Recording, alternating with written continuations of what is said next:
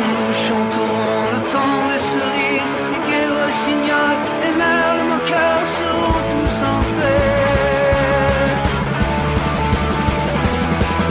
Les belles auront la folie en tête et les amoureux du soleil au cœur quand nous chanterons le temps des cerises, sifflera bien mieux le merle moqueur.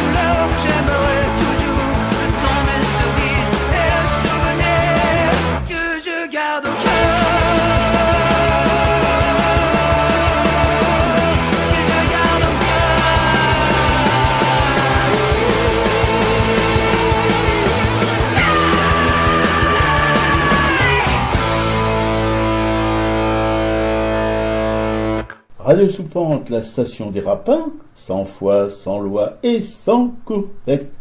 L'émission Aracaille du mardi 23 avril 2019.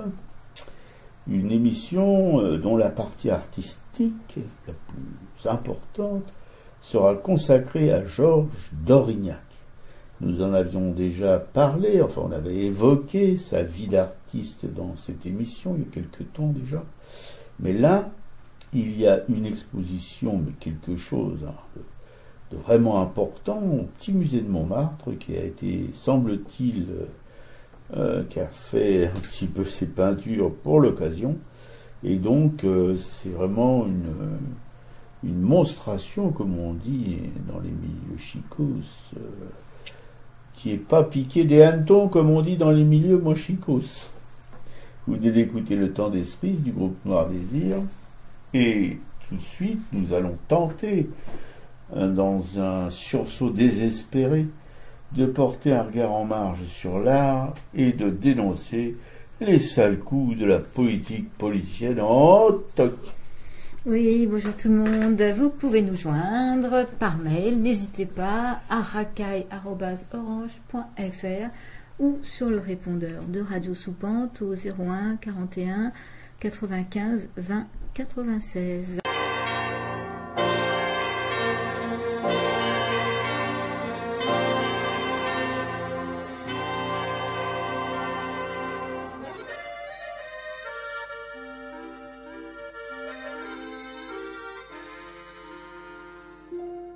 Dans le Paris de Notre-Dame de Paris, il y a un clochard qu'on a plein le dos, porter Notre-Dame sur son dos. Il se prend pour Quasimodo, regarde en l'air la vie qui grouille. Au lieu de faire des ronds dans l'eau, tu peux pas vivre comme une grenouille, moitié sur terre, moitié sur l'eau. Moi je préfère rester là-haut, dans le jardin de Notre-Dame, où l'on se fait de bons amis. Y a qu'à se promener chaque matin, un peu de maïs au creux des mains. Les pigeons, moi je les aime bien, les péniches se fichent des pigeons de la cité. Goélette, mouette, elles n'ont que ça dans l'idée.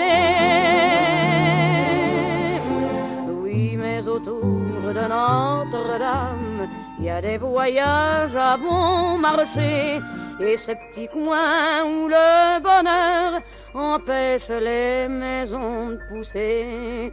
On l'appelle marché aux fleurs, Henri IV, verdâtre, aime sous son verre de gris la vieille flèche qui lèche le plafond gris de Paris.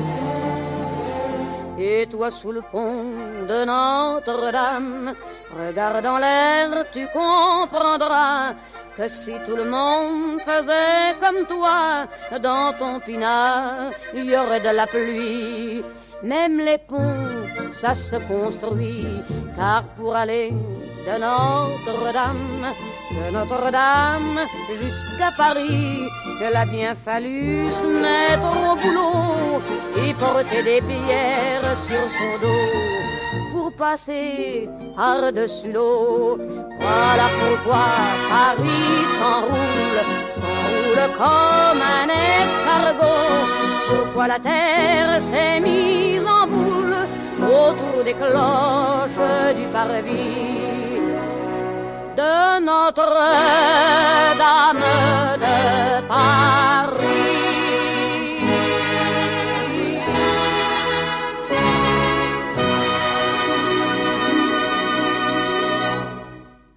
Voilà, vous venez d'écouter Notre-Dame de Paris, Édith Piaf.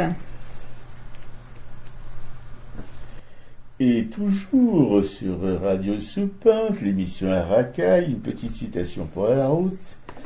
Avant mon presse-papier, la terre entière continuellement imbibée de sang n'est qu'un autel immense où tout ce qui vit doit être immolé sans fin, sans mesure, sans relâche, jusqu'à la consommation des choses, jusqu'à l'extinction du mal, jusqu'à la mort de la mort. C'est intéressant.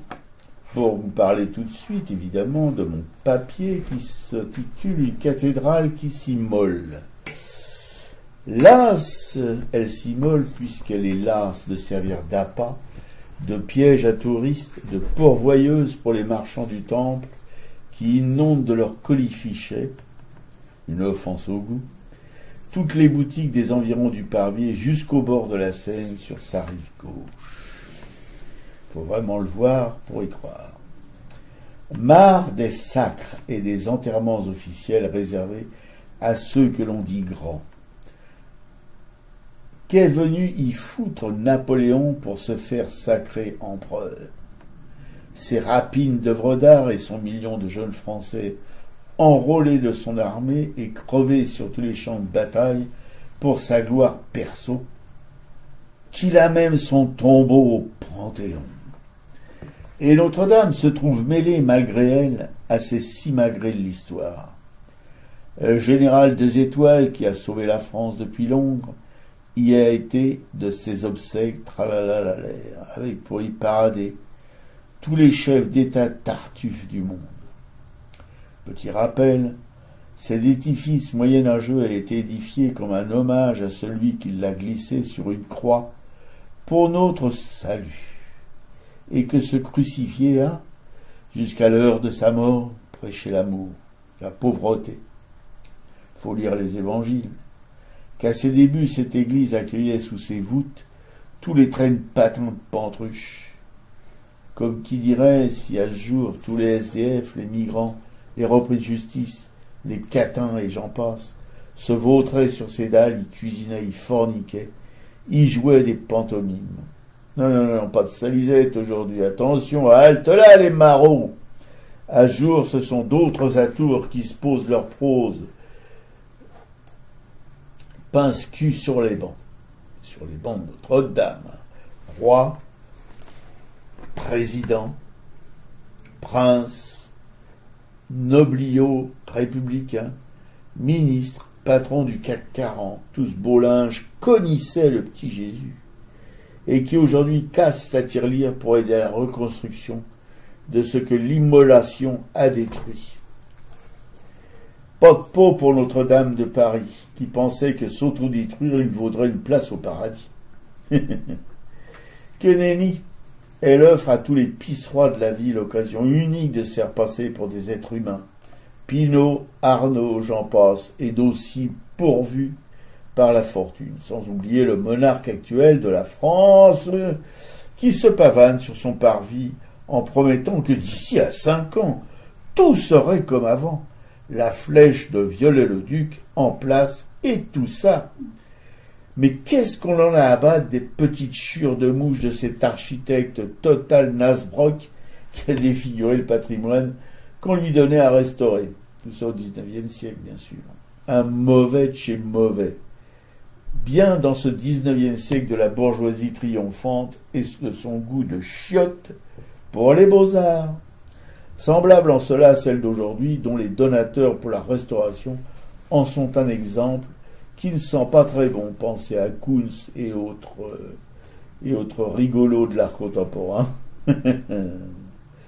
Si toutefois un exemple peut sentir quelque chose, j'éprouve une immense peine pour la tentative avortée de Notre-Dame de se foutre en l'air, et de la plus atroce manière, qui ne pouvait plus supporter d'être manipulée par les puissances d'argent et les pouvoirs politiques de gauche, de droite, du centre et des extrêmes, qui regrette que Victor Hugo ne soit plus dans le paysage pour la défendre, ni Quasimodo, Esmeralda, Claude Frollo, Phébus de Châteaupers, Clopin, Trouillefou, et tant d'autres, de la cour des miracles ou d'ailleurs, mais qui font vivre le sublime roman de Hugo, et le sublime rêve d'un prophète fou qui trimardait sur les chemins de Galilée pour dire aux hommes « Dépouillez-vous de vos richesses, donnez, et aimez-vous les uns les autres ». Parti en fumée par la volonté de ce lieu de prière, transformé en boutique. Amen. Ouais, c'est vrai qu'il y a beaucoup à dire sur ce qui est arrivé à Notre-Dame. Et même si on a eu effectivement un choc en voyant cramer Notre-Dame, parce que c'est quelque chose qui n'était pas dans notre imaginaire. C'est comme les attentats, c'est quelque chose d'un coup qui arrive, on n'imagine pas que ça puisse arriver un jour. Bah, ils ont réussi quand même à nous en dégoûter largement par ce blabla médiatique incessant, et surtout par quand même toutes ces aberrations. Quand tu parles des milliardaires, effectivement, ils sont tous en train de se partager le gâteau là.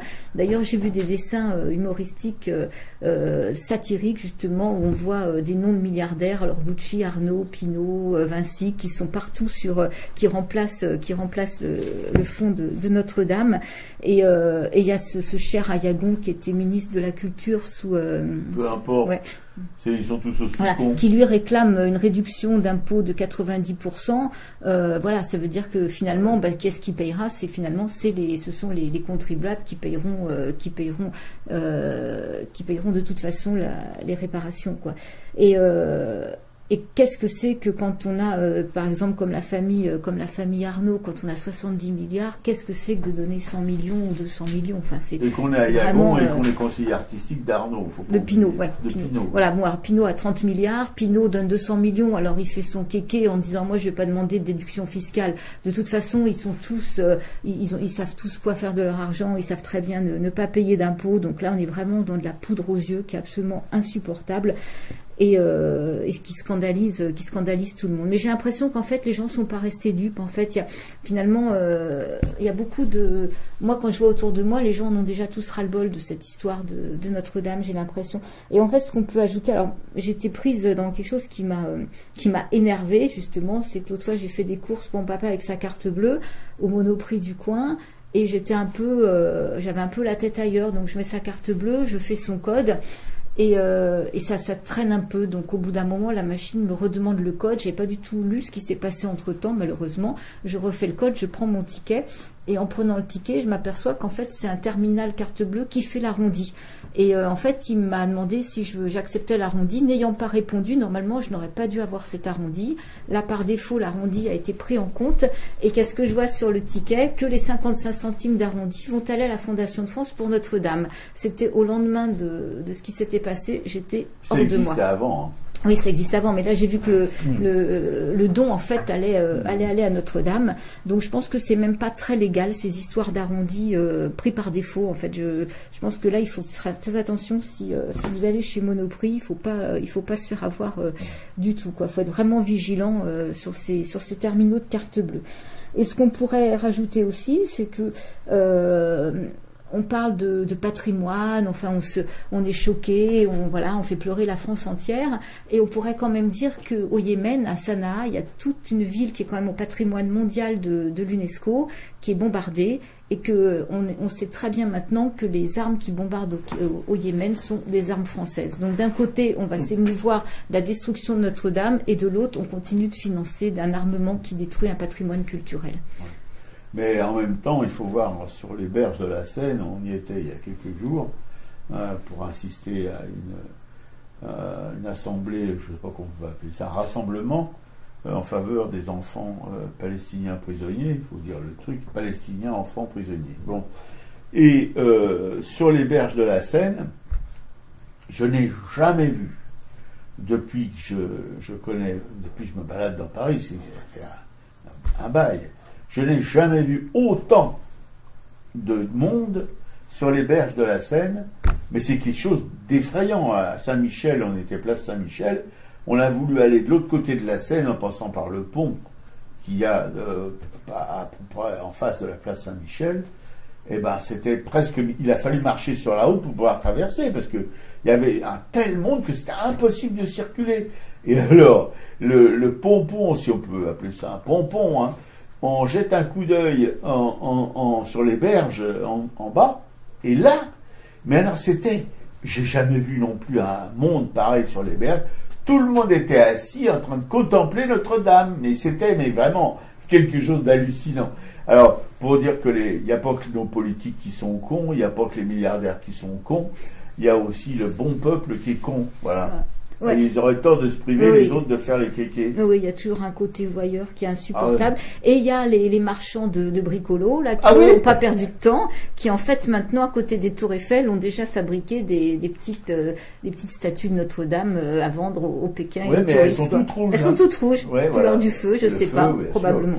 Ouais, voilà. Et sinon, il y a sur la revue dont on parle souvent, la Lundi Matin, qui est une revue sur papier, qui paraît régulièrement sur papier, mais qui est surtout une revue numérique. Il y a un article qui est soi-disant fait par un curé, un curé. Bon, ça c'est un curé de campagne, c'est à vérifier. Mais enfin, c'est un très bon article qui s'appelle Sauvons la cathédrale du cœur pour un autre usage de Notre-Dame de Paris. C'est un très très bon article, en fait, où ce curé de campagne de passage à Paris appelle à ce que Notre-Dame de Paris soit laissée en état, c'est-à-dire arrachée aux mains des prédateurs par les flammes de l'incendie et rendue au peuple et à son libre usage. Donc il appelle à ce qu'effectivement ce soit un lieu d'accueil pour tous les sans-abri, par exemple. Par exemple, que Notre-Dame retrouve sa fonction originelle, voilà, d'être un asile, d'ailleurs pour tous les persécutés, parce qu'il suffisait de passer le seuil de Notre-Dame, et la police, les archers, les gens du guet ne pouvaient pas pénétrer dans Notre-Dame, et donc vous étiez tranquille, voilà. Et en même temps, je vous dis, c'était vraiment un lieu de vie, où il y avait quasiment un marché, etc., où toute la cour des miracles était à côté, elle débordait dans Notre-Dame, hein, c'était, voilà. Vous imaginez maintenant des SDF couchés dans Notre-Dame, au lieu de coucher dans leur tantiglou, là, sur les bords du canal Saint-Martin? Je vous laisse imaginer le boxon que ça fera. Ouais, d'ailleurs, regarde, là, ce qui dit par exemple, la vérité, frères et sœurs, est que le royaume des cieux est plus proche aujourd'hui des habitants délogés de Notre-Dame-des-Landes que des touristes encombrant les parvis de Notre-Dame de Paris par la grâce d'Airbnb. Voilà, bon, l'article je le mettrai sur le blog, il est beaucoup plus long que ça, mais ça mérite d'être lu. Quoi. Oui, bien sûr. J'ai connu un temps où la principale pollution venait de ce que les gens secouaient leur tapis par la fenêtre. Gilbert Cesbon, dis donc, ça doit faire un bail. Ouais. Bon, tout ça pour parler effectivement de ce qui s'est passé, je crois que c'était vendredi, justement vendredi 19 avril. Il y a deux sites, il y a Reporter et Bastamac qui le rapportent. Il y a 2000 activistes du climat qui ont bloqué ce qu'ils appellent la République des pollueurs. Donc en fait, c'est une opération qui a été une opération de grande ampleur.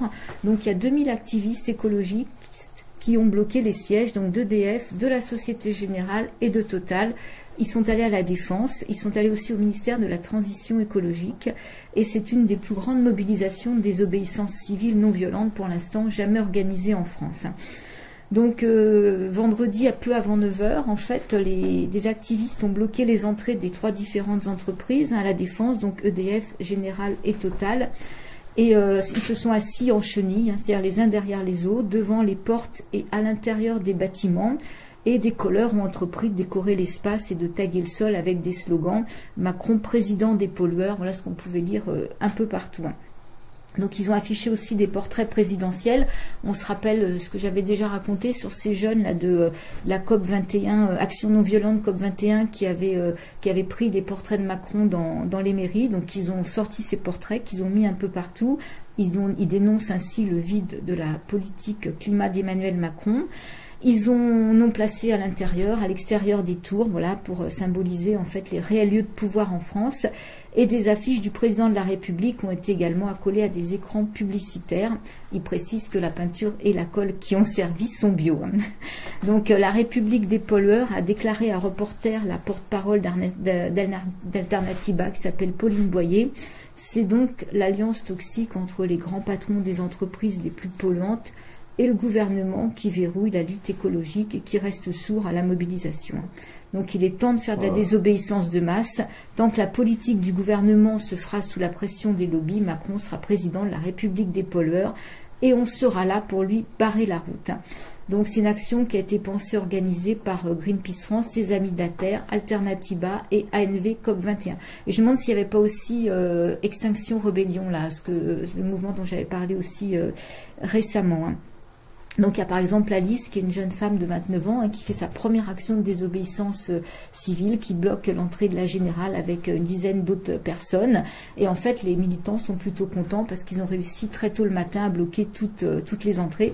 Bien sûr, la police est aussi sur place, mais elle ne peut pas empêcher les blocages. Elle envoie quelques gaz lacrymaux, mais pour l'instant, le matin, il n'y a aucune action d'évacuation qui a été lancée. Il y a des médiateurs qui sont appelés des peacekeepers qui eux devaient plutôt échanger avec les salariés des entreprises bloquées pour leur expliquer l'action. D'ailleurs, il paraît qu'il y en a un de la Société Générale qui râlait, qui dit oui, vous en prenez toujours à la Société Générale. Enfin, et il disait qu'il y avait d'autres banques qui étaient néfastes. Et en fait, ce qu'il reproche à la Société Générale, c'est que c'est la seule banque qui encore finance les gaz de schiste.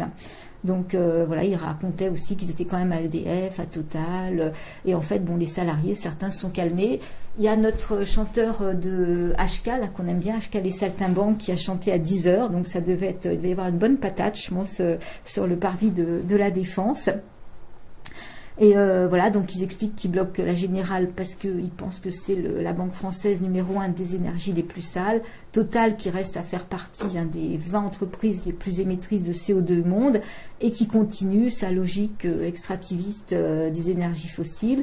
EDF, dont le mix énergétique 10% de renouvelables pour 70% de nucléaire, effectivement, ne permet pas de relever le défi climatique.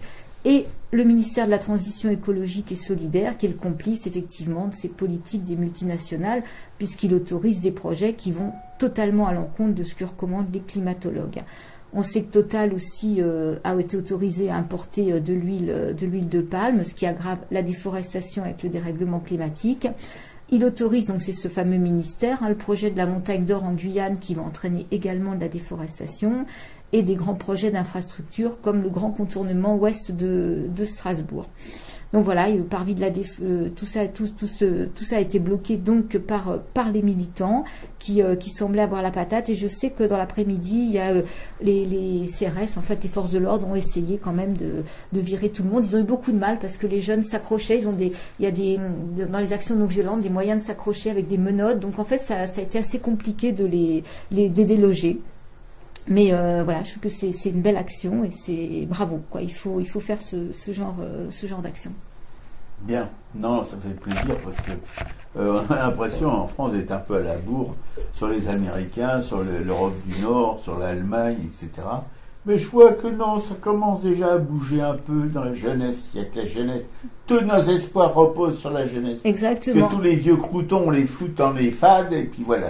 D'ailleurs, il lance, ce groupe lance un appel à rejoindre le 24 mai prochain la nouvelle grève mondiale des jeunes pour le climat, ces fameuses grèves qui ont lieu tous les vendredis, quoi. Non, ça c'est magnifique.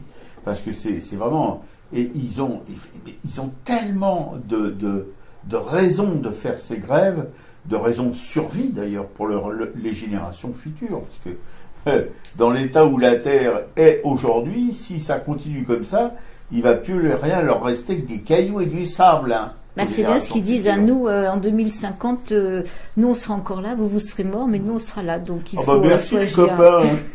On le sait qu'on sera mort, c'est pas la peine de nous le rappeler. Hein.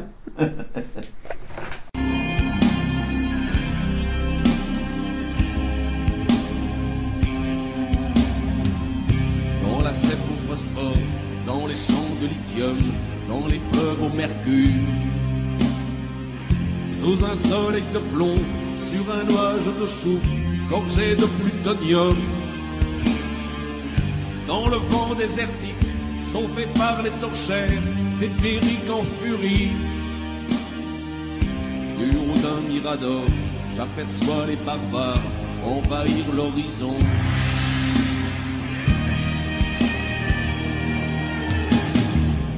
C'est pas les petits blagueurs, les enfants sans futur, les casseurs de banlieue. C'est pas les affamés du charité business, pas non plus les chômeurs du Carmont triomphant d'un gros porc arrogant,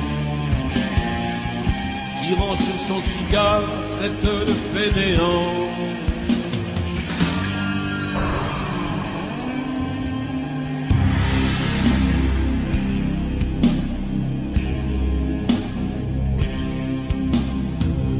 Cachez femmes et enfants, planquez tous vos dollars, descendez aux abris.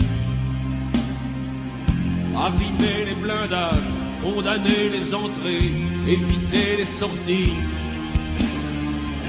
Préparez la survie, rationnez l'oxygène, montez-vous, faites l'appel. C'est les nouveaux barbares qui cachent l'horizon comme un vol de sauterelles.